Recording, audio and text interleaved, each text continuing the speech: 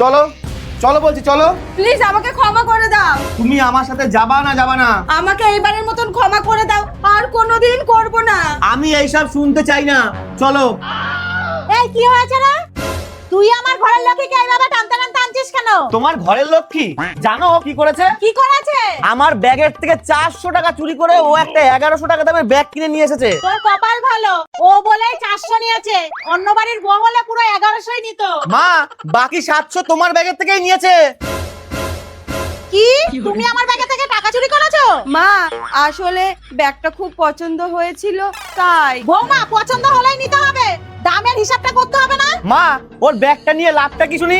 খরচ তো হয় এই ব্যাগ থেকে, ওর ব্যাগের থেকে তো কানাকড়িও বেরোয় না। বৌমা, এত দামি ব্যাগ সবসময় ব্যবহার না করে যদি তুলে রেখেছো তাহলে? ঠিক আছে, সব সময় ব্যবহার করব।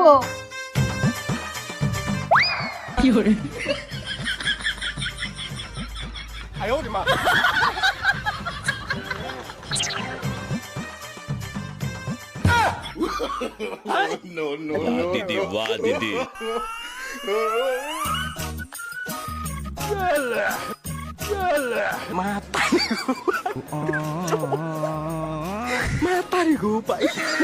ये सब क्या देखना पड़ रहा है।